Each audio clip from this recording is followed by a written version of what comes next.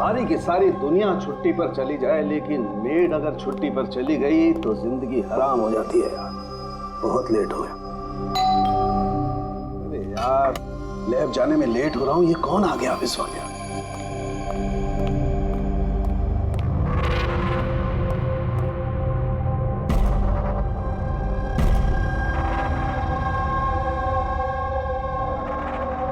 बाहर तो कोई दिखाई नहीं दे रहा। घंटी की आवाज तो सुनाई दी थी।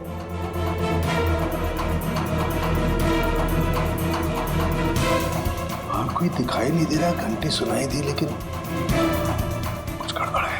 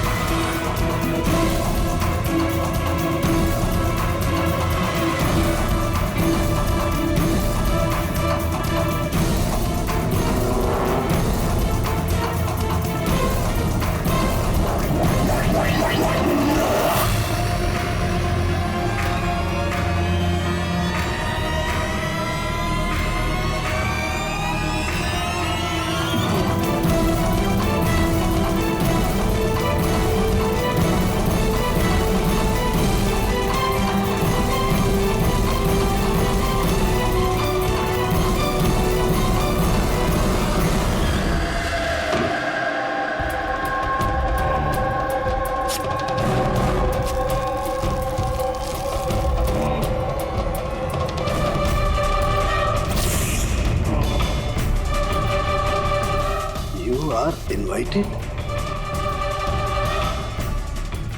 to a murder at 10 Wood Villa, Yali Hills, 400876.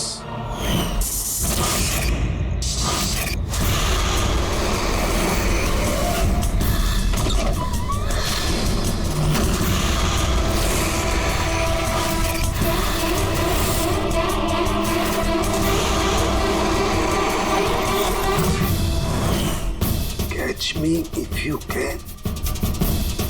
ये सच्चाई है या मजाक है?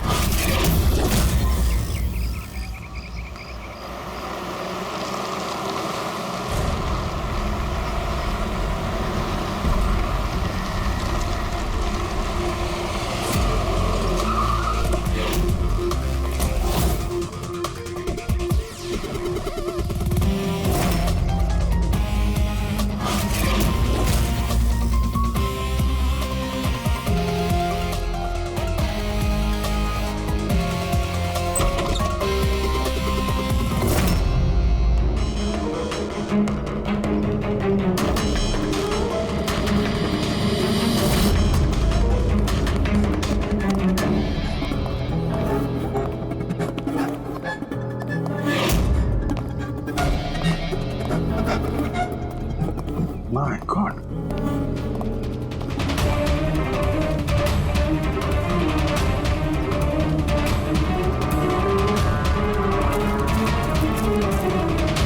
ना तो कोई भी नहीं है, ना कोई गार्ड, ना बंगले का मालिक। पंकज, जरा आसपास पता कर, बंगले का मालिक कौन है? जो भी इंफॉर्मेशन मिलती है लेकर आओ। कितनी बेरहमी से खून किया है इसका। पूरे शरीर पर चाकू से वार किए और फिर भी जी नहीं भरा तो उंगलियां काट दी। इतना खून तो जो फैला हुआ है इसके घाव का नहीं हो सकता। मतलब सर? मतलब ये पूरी कि जितना खून इस पूरे घर में फैला हुआ है, इतना खून तो एक इंसान की बॉडी में होता ही नहीं। कोई आईडी वगैरह नहीं? कौन है ये लड़की? नहीं अभिजीत, कुछ नहीं मिला।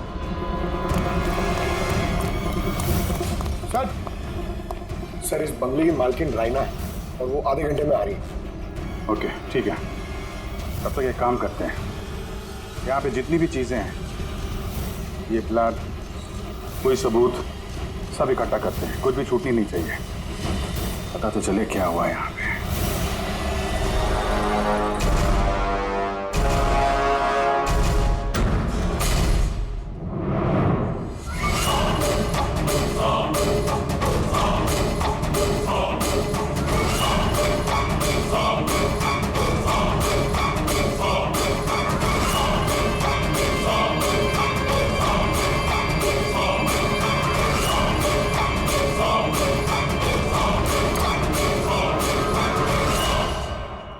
इस पूरे घर में इतनी सारी चीजें पड़ी हैं जो चिल्ला चिल्ला के कह रही है कि हम सबूत हैं, हमें उठा लो। कहीं ये सब प्लांटेड तो नहीं? मतलब खूनी हमारे साथ गेम खेल रहा है।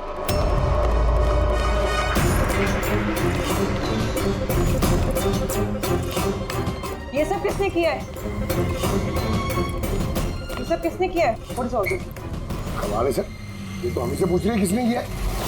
इतना गंदा कर दिया है, अब साफ नहीं कर सकते थे ये? वो सर साफ करने के लिए भी हमें बन रही है। बदबू आ रही है। ये मेरे बंगले में ये औरत क्या कर रही है? ओए बिरजू, बिरजू कहाँ है? बिरजू, बिरजू। तो लाश देख के लोग या तो बेहोश हो जाते हैं या डर के मारे गिर जाते हैं। इसको तो कुछ हुआ ही नहीं। बिरजू, बिरजू,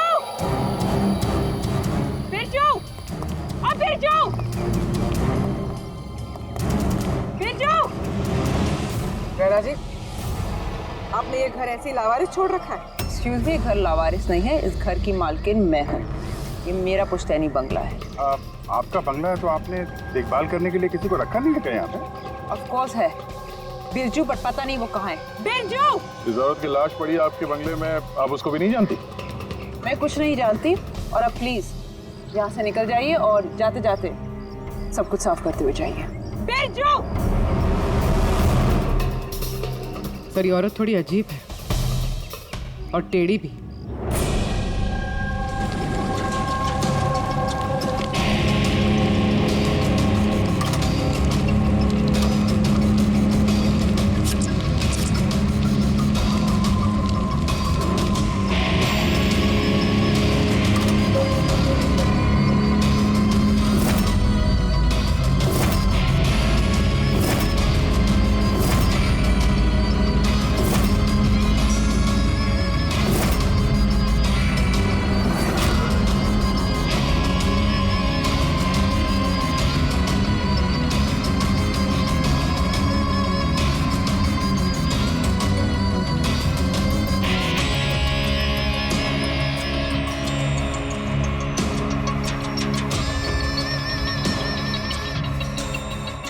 एक केस और 18 सबूत, और खूनी ने सबूत ऐसे सजा के छोड़े थे कि बस पूछो मत।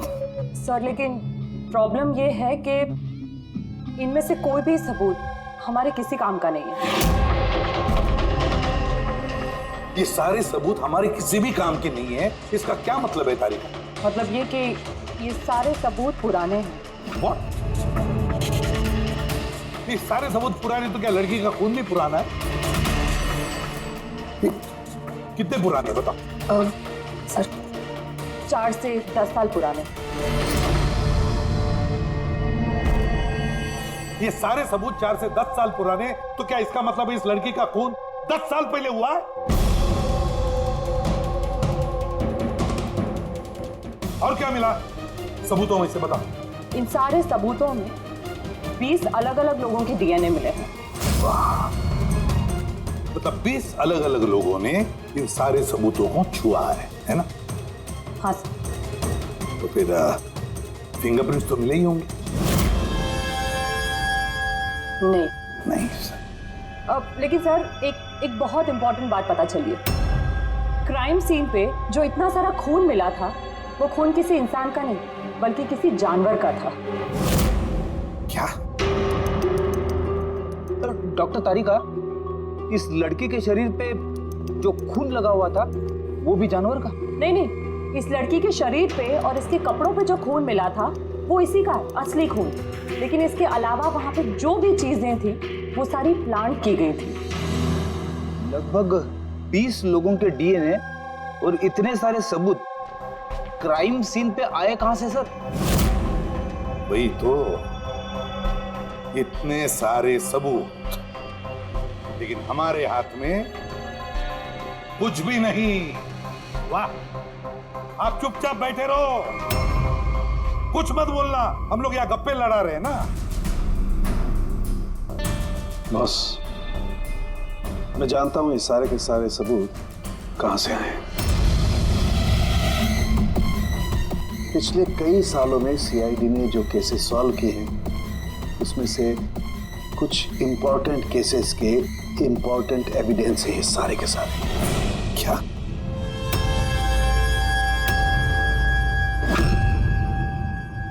तो मैंने रायना और उसके परिवार का बैकग्राउंड चेक किया। उसके परिवार में 2-3 लोग खून के इल्जाम में जेल की सजा काटे और ये रायना इसे बाइपोलर डिसऑर्डर है। तभी वो वैसे बर्ताव कर रही थी। और वो जो केयर टेकर था बिरजू, उसका कुछ पता चला? सर उसकी फोन की लास्ट लोकेशन उस बंगले के बाहर ही एक्टिव थी, उसके बाद से ऑफ है। ढूंढने की कोशिश जारी है। कमाल है, उस बंगले में इतना कुछ हुआ और बंगले की मालकिन को कुछ पता ही नहीं। केयर टेकर गायब है। यार ये कहीं बीमारी की आड़ में कोई गेम तो नहीं खेल रहे? हो सकता है, नजर रखनी पड़ेगी उस पर। पंकज, वो जो लड़की की लाश मिली थी उसका कुछ पता चला? सर सारे पुलिस स्टेशन, न्यूज़पेपर और न्यूज़ चैनल में भेज दिया। थोड़ी देर में पता लग जाएगा सर। सारुण के हमारे पुराने केसेस के सारे सबूत वहां पर कैसे पहुंचे? चुपचाप बैठ के नहीं चलेगा सारुण, मुझे जवाब चाहिए अभी। तू फॉरेंसिक सर्जन है, इस फॉरेंसिक डिपार्टमेंट का इंचार्ज है, अपनी जिम्मेदारी से भाग नहीं सकते तो बस बताओ जल्दी। अपनी जिम्मेदारी से नहीं भाग रहा हूं। और नहीं तो क्या? बताओ ना फिर, हमारे पुराने एविडेंस, हमारा रिकॉर्ड में से गायब कैसे हुआ? बस एक काम करते हैं, रिकॉर्ड रूम में चल के वहां पूछताछ करते हैं, पता चल जाएगा बस वहां पर क्या गड़बड़ हुई है। प्लीज। इतने सारे सबूत गायब कैसे हो गए? मालूम है ना ये सबूत कितने इंपॉर्टेंट होते हैं? तो फिर आपके होते हुए ये चूक हुई कैसे? कैसे गायब हो गए सबूत? सर हमारे होते हुए चोरी नहीं होती सर। तो फिर चोरी कब हुई? सर ये चोरी रात को ही होगी क्योंकि हम लोग रात को नहीं रहते ना, इसीलिए चोरी हो गई। और आपका क्या कहना है? सर मैंने डॉक्टर साहब को कितनी बार बोला कि लॉक वगैरह ठीक करवा लीजिए, दरवाजे खिड़कियां ठीक करा लीजिए, सीसीटीवी कैमरा लगवा लीजिए, लेकिन डॉक्टर साहब हमारी सुनते ही नहीं है। और तो और क्या? और क्या? सर वो पता नहीं किसी को भी लेके आ जाते हैं सर, बोलते हैं कि पुराने एविडेंस देखने हैं। और क्या? सर वो पता नहीं किसी को भी लेके आ जाते हैं सर, बोलते हैं कि पुराने एविडेंस देखने हैं। किसे लेकर आए थे ये? पिछले 3 महीने पहले किसी को लेकर आ गए, बोले कि क्राइम जर्नलिस्ट हैं, इनको पुराने एविडेंस देखने हैं। बॉस वो एक जर्नलिस्ट था, फॉरेंसिक पर एक आर्टिकल लिखना चाहता था, मुझसे रिक्वेस्ट की, मैंने उसे परमिशन दे दी बस। देख सारुण, तो अच्छी तरह से जानता कि यहाँ किसी भी बाहर के आदमी को अंदर आना मना है, और तू जर्नलिस्ट को यहाँ लेकर आया। सर पिछले महीने भी सर कॉलेज के स्टूडेंट को लेकर आए थे, उन्हें भी पुराने एविडेंस दिखा रहे थे, तो हो सकता है कि उनमें से किसी ने चोरी की हो। नहीं बॉस, ऐसा नहीं हो सकता। वो तो फॉरेंसिक के स्टूडेंट थे, बेचारे मुझसे परमिशन मांग रहे थे, सर हम स्टडी करना चाहते हैं, कुछ प्रैक्टिकल देखना चाहते हैं, कुछ सीखना चाहते हैं, सर प्लीज परमिशन दे दीजिए। मैंने उन्हें परमिशन दे दी बस। बॉस मैं एक रेस्पॉन्सिबल इंसान हूँ बॉस, आफ्टर ऑल ये मेरा अधिकार भी तो है यार। देख सारुण के, सीआईडी को लुटवाने का तुझे कोई अधिकार नहीं है, समझे? और तो और या कोई कॉलेज खोल के नहीं रखा है फॉरेंसिक सिखाने के लिए। तुम स्टूडेंट्स को यहाँ ला कैसे सकते हो? किसके परमिशन से लाया तुमने? देख सारुण, अच्छी तरह से याद रख, इस रिकॉर्ड रूम में कोई भी नहीं आ सकता। ना मैं ला सकता हूँ, ना तुम ला सकते हो, ना ये ला सकता। फिर वो चाहे अपने परिवार वाला हो, कोई दोस्त हो। हाँ अभिजीत।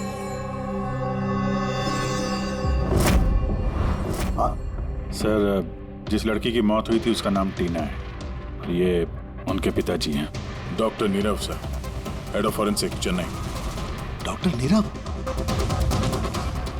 नीरव नीरव बेटे नीरव किसी मार दिया। कंट्रोल योरसेल्फ, सब पता चल जाएगा। सर आप लोग जानते हैं एक दूसरे को? हाँ अभिजीत, एक जमाना था जब मैं और नीरव साथ साथ काम किया करते थे। नीरव, एक मिनट बॉस। क्या? ये देख दोस्त, तेरा शक एकदम सही था दोस्त, इसमें डॉक्सिन है। डॉक्टर नीरव, जरा बताइए, आखिरी बार आपने अपनी बेटी टीना से कब बात की थी? कब देखा था उसे?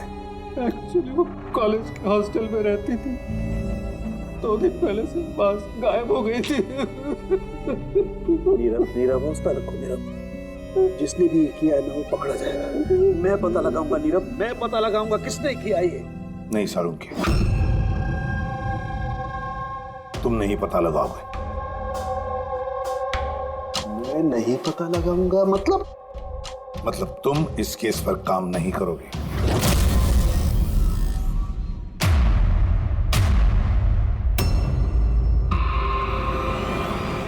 क्यों? क्योंकि तुम्हारी लापरवाही की वजह से फोरेंसिक रिकॉर्ड रूम में से सबूत गायब हो गए। You are suspended Salunkhe till further notice.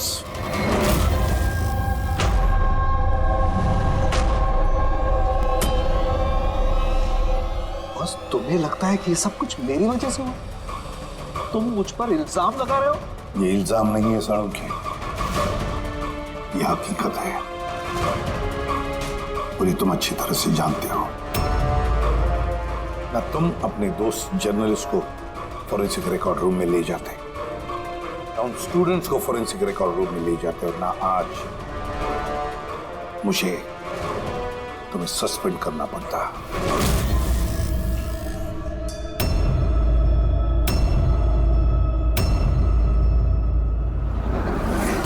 यार, नीरव को मेरी जरूरत है, इस केस को मेरी जरूरत है यार, प्लीज। नहीं सालुंखे, सर आपने मुझे बुलाया?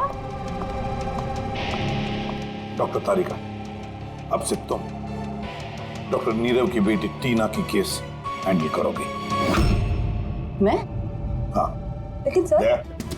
अभिजीत, सालुंखे का दोस्त जर्नलिस्ट और उसके वो स्टूडेंट्स जो फोरेंसिक रिकॉर्ड रूम में आए थे, सबकी अच्छी तरह से इंक्वायरी कर दो, अच्छी तरह से।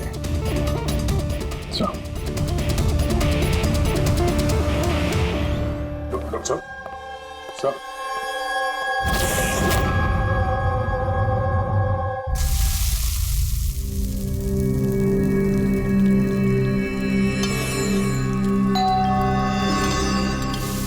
आ गए वो प्रद्युमन के दाएं बाएं दया और की मेरे घाव पर मरहम लगाने के लिए। मुझे मालूम है खोलते ही कहेंगे सर कुछ नहीं होगा, हम यहाँ पर पूरा विश्वास है, सब कुछ ठीक हो जाएगा। क्या काम ठीक हो जाएगा? पहले तो बेइज्जती करके निकाल देते हैं और फिर भेज देते हैं अपने दाएं बायों को, जाओ जाओ उसके घाव पे मरहम रखो।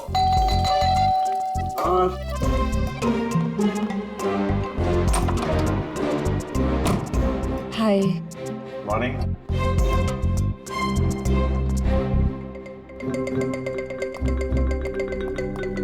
अरे क्यों टेंशन ले रहे हैं सर, सब ठीक हो जाएगा। हमें आप पर पूरा विश्वास है सर, हमें पूरा यकीन है आप कोई गलत काम कर ही नहीं सकते, मगर क्या करें, प्रोटोकॉल तो फॉलो करना ही पड़ेगा। देखो, मुझे तुम लोगों की सहानुभूति की कतई जरूरत नहीं है, और हाँ, तुम्हारे एसीपी साहब की सहानुभूति की भी बिल्कुल जरूरत नहीं है। बच्चा नहीं हूं, रो नहीं रहा। मुझे मालूम है प्रद्युमन अपने उसूलों का बहुत पक्का है, होना भी चाहिए। गुड। सर मैं बहुत शर्मिंदा हूँ, आई एम वेरी सॉरी। आपके सामने एसीपी सर ने मुझे नहीं तारिका, शर्मिंदा होने की कोई जरूरत नहीं। तुम अपने काम पे ध्यान दो, हर चीज को बारीकी से देखना, कोई ना कोई सुराग जरूर मिलेगा। हम जिस चीज को भी छूते हैं अपने निशान छोड़ जाते हैं। Remember, every contact leaves a trace behind. बस इसी फॉर्मूले को फॉलो करना। और हाँ, जब तक ये केस सॉल्व नहीं हो जाए, प्लीज यहां पर मत आना। मैं जानता हूं मैं बेगुनाह हूं और अपनी बेगुनाही साबित करके रहूंगा। तब तक के लिए प्लीज लीव मी अलोन। आप लोग अपने केस पे ध्यान दीजिए।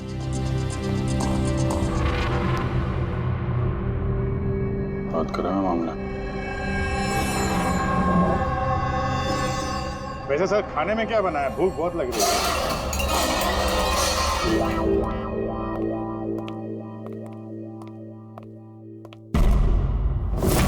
सर, ये जर्नल सुना, बहुत टेढ़ा और बदतमीज आदमी। 3 महीने पहले डॉक्टर नीरव के साथ किसी बात पे झगड़ा भी हुआ था सर। देखते हैं कितना टेढ़ा है। सर, आपको अंदर बुलाया। Thank you.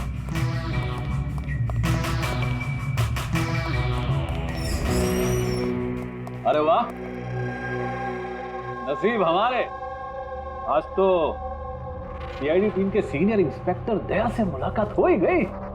आइए आइए, बैठिए बैठिए। हम यहाँ बैठने नहीं आए। अरे ऐसी भी क्या बेरुखी है जनाब। चलिए जाने दीजिए, छोड़िए। ये बताइए कि क्या लेंगे? चाय, कॉफी, ठंडा? ठंडा ठंडा वंडा नहीं पीते हम लोग। वैसे दया साहब, मैं काफी टाइम से सीआईडी टीम पर एक डॉक्यू ड्रामा सीरीज बनाने की फिराक में हूँ, लेकिन अपने एसीपी साहब मिल ही नहीं रहे। तुम तो जानते ही होंगे, सीआईडी अरे गहरे को एंटरटेन नहीं करती। आप सीधे मुद्दे की बात करें। हाँ, क्यों नहीं। पिछले 20 सालों से मैं इस प्रोफेशन में हूँ, हमेशा पॉइंट पे रहता हूँ। बताइए, सबसे पहले क्या बात करूँ? डॉक्टर नीरव से हुए झगड़े के बारे में या फिर फॉरेंसिक रिकॉर्ड विंग के बुरे हाल के बारे में? डॉक्टर नीरव से तुम्हारा झगड़ा क्या था? नहीं, मेरा उनसे कोई झगड़ा नहीं था। मैंने तो बस उन्हें सच्चाई का एक आईना दिखाया था। उन्हें बुरा लग गया। क्या मतलब? मतलब डॉक्टर नीरव के काम को लेकर मैंने एक आर्टिकल लिखा था। मेरे हिसाब से वो फॉरेंसिक के काम के प्रति ईमानदार नहीं थे, थोड़े ढीले ढाले किस्म के फॉरेंसिक एक्सपर्ट थे। इसलिए उन्होंने मेरे खिलाफ मानहानि का केस भी किया। बहुत बेइज्जती हुई मेरी। मैंने उनसे माफी भी मांगी। बड़ा भी उनकी बेटी की दर्दनाक मौत को लेकर मुझे बहुत दुख हुआ। और अपना दुख जाहिर करने के लिए आपने एविडेंस रूम से एविडेंस चुरा कर वहां फेंक दिया जहां नीरव जी की बेटी का खून हुआ था। अरे जनाब, मैं भला ऐसा क्यों करने लगा? मैं भला क्यों पुरानी हड्डियां और खून से सनी साड़ियां चुराऊंगा? तो वहाँ एविडेंस विंग में क्या देखने गए थे? फॉरेंसिक लैब से एविडेंस कैसे चुराया जाता, मैं ये देखने गया था। मैं आप लोगों की लापरवाही देखने गया था। खैर, अब जाने दीजिए, ये सब बताने की कोई जरूरत नहीं। अब तो आप लोगों को भी पता चल ही गया होगा। देखिए, ज्यादा भाषण मत दीजिए आप। जितना पूछा जाए उतना जवाब दीजिए बस। क्यों? जब खुद पर बात आई तो मेरे से लग गई। आप लोगों के पास इस बात का जवाब है कि किसने कैसे फॉरेंसिक लैब से एविडेंस को चुराया होगा? मुझे तो लगता है कातिल आप लोगों की कमियां दिखाना चाहता है। क्या जाने दीजिए। अब ये बताइए कि ये सीआईडी पर डॉक्यू ड्रामा सीरीज कब स्टार्ट करो? सर, इन्हें ब्यूरो लेके चलते हैं। लगता है ये सही जवाब वही देंगे। उसके लिए लंबा चौड़ा प्रोसीजर लगता है, और वैसे भी सबूत भी तो होना चाहिए ना। क्यों दया साहब? और जल्द मिलते हैं। प्रोसेस पूरा करके सारे एविडेंस लेके आएंगे और तब बात करते हैं सीआईडी पे डॉक्यू ड्रामा बनाने की। हाँ?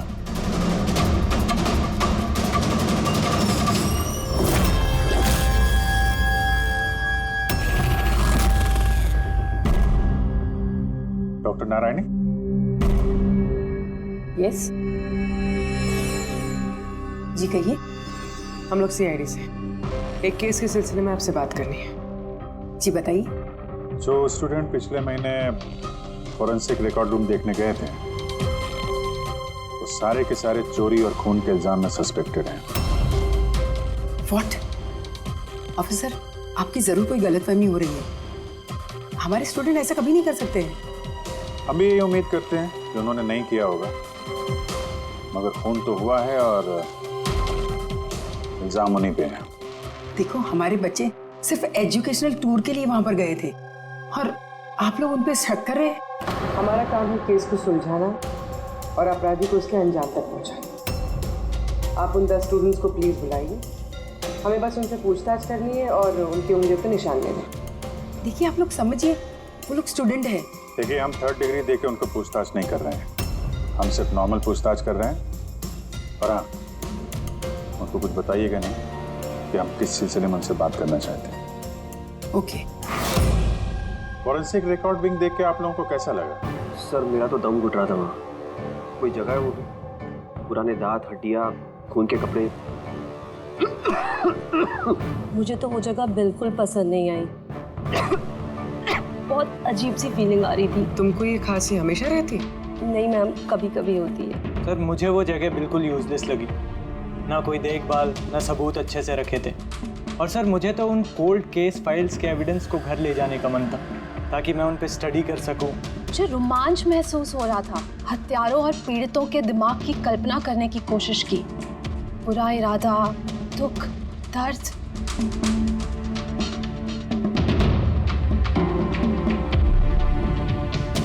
सर यहाँ तो 9 ही लोग हैं, एक नहीं है। हाँ, वो एक स्टूडेंट आज एब्सेंट है, उसकी तबीयत ठीक नहीं है। कौन है, क्या नाम है? सारिका। सारिका, हमें उसकी पूरी डिटेल्स चाहिए। हाँ तारिका, कुछ मिला क्या नहीं अब तक? देखो तारिका, हमारे पास वक्त नहीं है। सर मैं कब से वही ढूंढने की कोशिश कर रही हूँ कि मेरे हाथ में कुछ तो आ जाए, जिससे सालों के सर पे जो इल्जाम लगाए ना वो साफ हो जाए। जो कुछ भी हो, कोई ना कोई तो है जो सांख्य को फंसाने की कोशिश कर रहा है। कौन हो सकता है और फिर क्यों कर रहा है वो ये? सर तो आपको ये बात पता है, फिर भी आपने सालों के सर को निकाला। तारिका, मैंने सिर्फ वही किया जो कानून ने मुझे कहा। मैं तो सालुंखे को। क्या सर को आप क्या? खूनी ने एक बहुत बड़ी गलती की है। कौन सी सर? जब तुम लोग वुडविला गए थे, उस घर में घूम रहे थे, अंदर से बाहर, बाहर से अंदर, सब जगह सबूत इकट्ठा कर रहे थे। उस वक्त फ्रेडी, तुम अपने निशान छोड़ रहे थे, अपने हाथों के निशान, पैरों के निशान और भी कुछ कुछ चीजों के निशान, और उसका तुम्हें पता भी नहीं था, एहसास भी नहीं था। और खूनी बिल्कुल वैसे ही निशान छोड़ कर गया है वहां पर। ऐसे निशान जो हम ट्रेस कर सकते हैं। ट्रेसेबल निशान? याद रखो, हम जिस चीज को भी छूते हैं अपने निशान छोड़ जाते हैं। Remember, every contact leaves a trace behind. Sir ने मुझे हिंट दिया था, मेरे दिमाग में कैसे नहीं आया?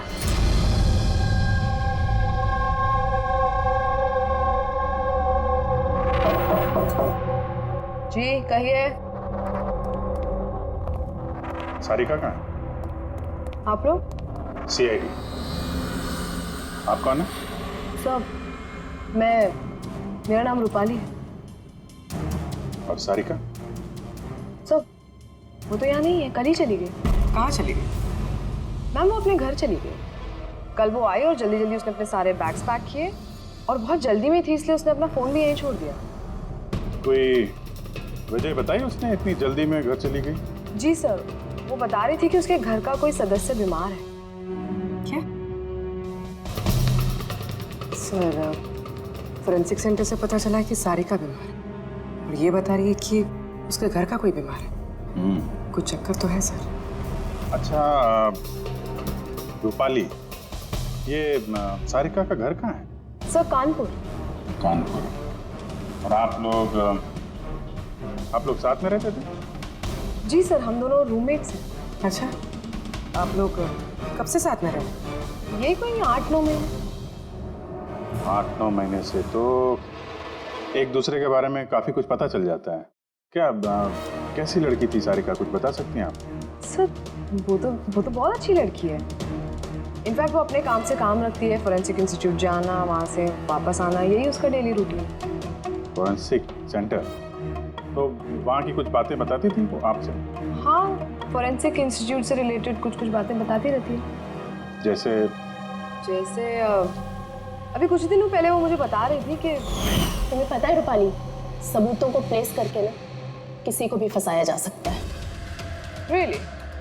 लेकिन ऐसा कैसे हो सकता है? अरे बुद्धू, कुछ भी हो सकता है। मैं कर सकती हूँ ना। किसी भी केस को पलटा जा सकता है, सिर्फ और सिर्फ सबूतों के दम पर। अब देख मैं कैसे सबका दिमाग घुमाती हूँ। सर, टीना और डॉक्टर सालुंके के केस में भी तो यही हुआ है।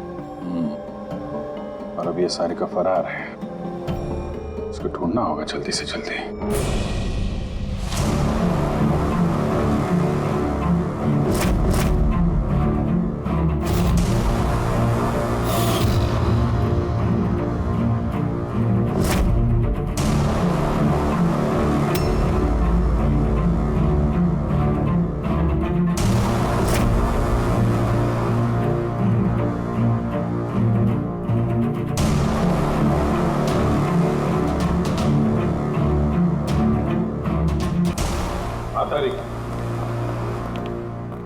सकोनी जो भी है, अभी उसने इतने सारे सबूत चुराए और क्राइम सीन पे प्लांट किया। ये करते वक्त उसने जरूर इन चीजों को छुआ है।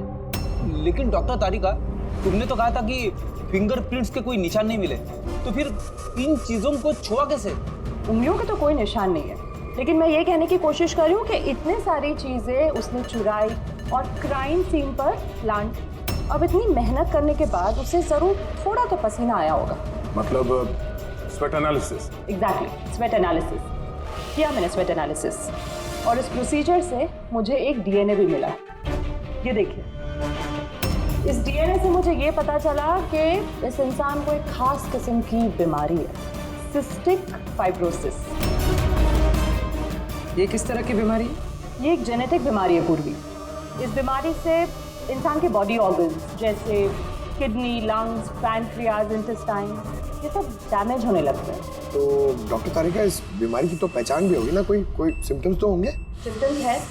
अगर ये बीमारी ज़्यादा टाइम तक रहे तो वो इंसान की उसकी ग्रोथ पुअर हो जाती है, फैटी स्टूल्स होने लगते हैं, सांस लेने में तकलीफ होती है, बहुत खांसी आती है, इनफैक्ट साइनस इन्फेक्शंस होने लगता है। सांस लेने में तकलीफ और खांसी? तो ऐसे मरीजों को तो हॉस्पिटल के काफी चक्कर लगाने पड़ते होंगे। कांस्टेंट मॉनिटरिंग की जरूरत पड़ती है। बस सुविधा मुझे शहर में जितने भी हॉस्पिटल्स हैं सब में जाकर के पता लगाओ सिस्टिक फाइब्रोसिस के मरीज कितने हैं और क्या उनमें से कोई एक ऐसा पेशेंट है जिसका हमारे इस केस से संबंध है।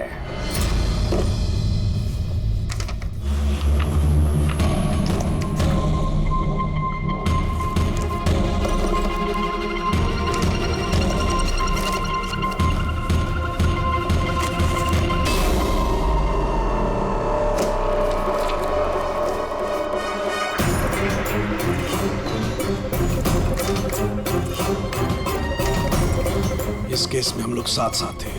यस। डॉक्टर नीरव की बेटी को मार दिया गया, मुझे सस्पेंड कर दिया गया, तो बचा ललित।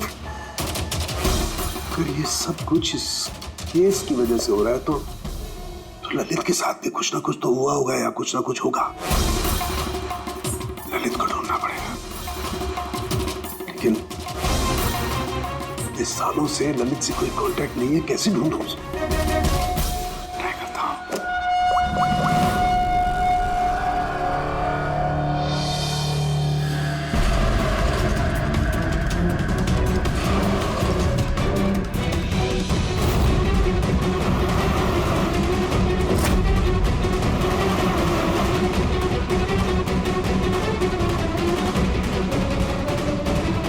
Are you sure? ये वही है? जी हाँ, ये वही है और इसको हॉस्पिटल में 2-3 बार आना ही पड़ता है। My God. Thank you very much. Thank you.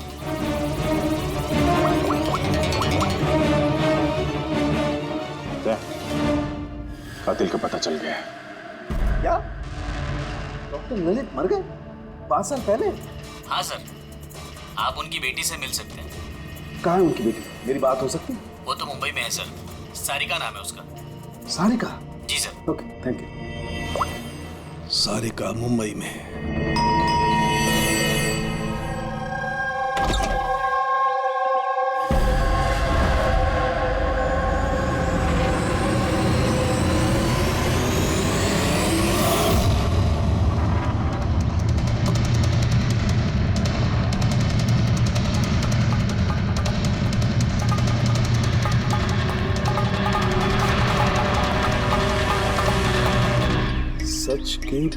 करीब हो तुम एक आखिरी जगह जहां खून होगा। इंतजार कर रहा हूं तुम्हारा, वही जहां से ये सब शुरू हुआ था 8 साल पहले।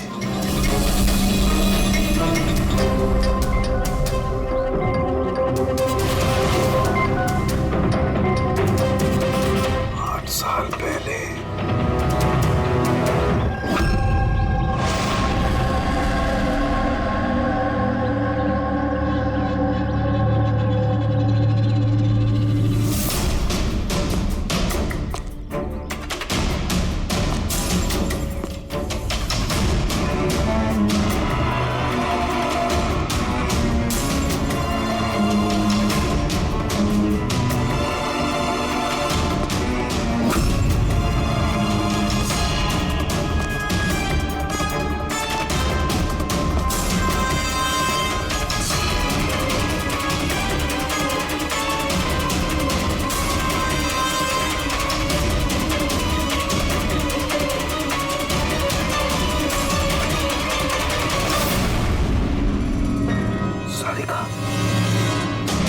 किसने मारा?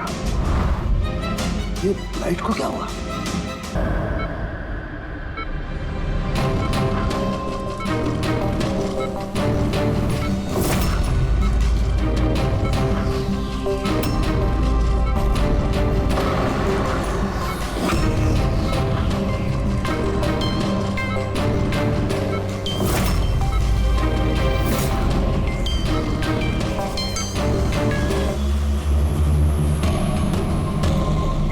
सारुण के सर का फोन तो लगातार बज रहा है, लेकिन उठा नहीं रहा। कहीं किसी मुसीबत में तो नहीं? सारुण के साथ के फोन की लोकेशन ट्रैक करो, देखो कहाँ पे है और उस खूनी का भी।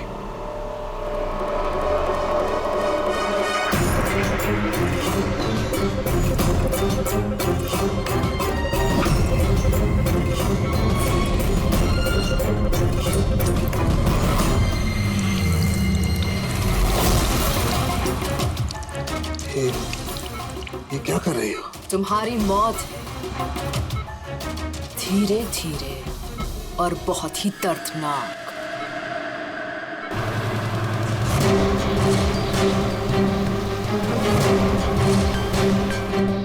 तुम्हारे खून की एक एक बूंद का कतरा जब तुम्हारे शरीर से धीरे धीरे करके निकलेगा ना, तब बहुत मजा आएगा तुम्हें, है ना?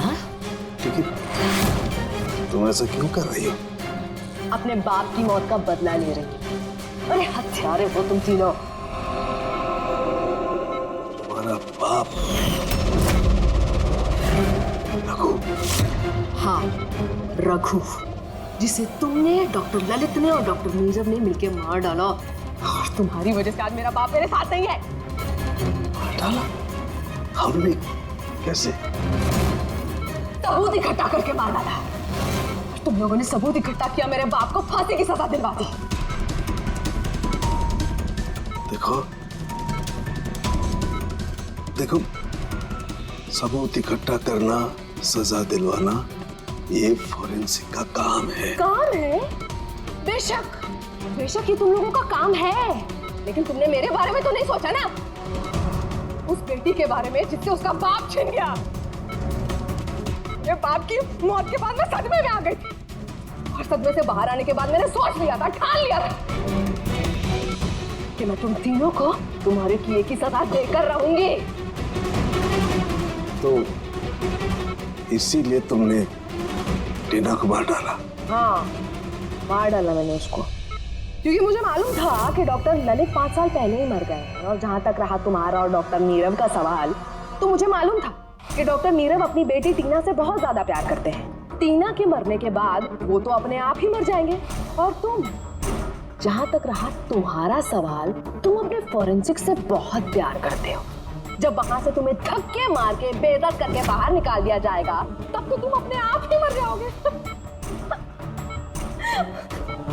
लेकिन सारिका ने क्या बिगाड़ा था?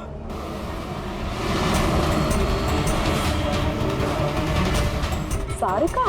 उसे तो मरना ही था।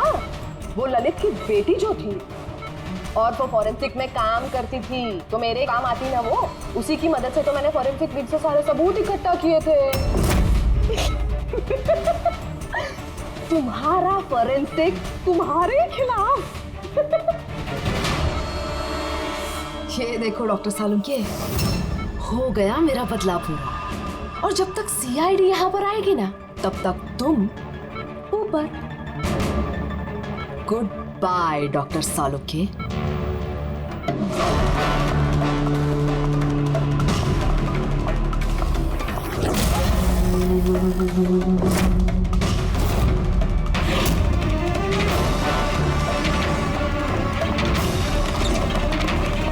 रूपाली, खेल खत्म तुम्हारा। मेरा खेल खत्म और सालुंके का भी। बचा सकते हो ना तुम लोग, तो बचा लो। खून का कर्ज हो गया अब तो बॉस तुम्हारा मुझ पर। मेरा कर्ज नहीं हुआ है खून का तुम्हारे ऊपर। ये तो वो कर्जा है जिन लोगों को तूने फांसी पर लटकाने में मदद की ना हमारी, वो कर्जा है। अब चुका दे। अच्छा सुन, बहुत आराम हो गया, सीधे काम पर चल। अगर जल्दी से ठीक हो जाइए। तारिका अकेली मुर्दों से बातें कर रही है। ओहो तारिका, अभिजीत को तुम्हारी बड़ी फिक्र है भाई। देखो भाई, अब एक हफ्ते तो मैं यहाँ से हिलने वाला नहीं हूँ बॉस। एक काम करो ना, तब तक तारिका से काम चला लो। अच्छा ये आराम करिए आप। Silence please. हाँ साइलेंस, चुप।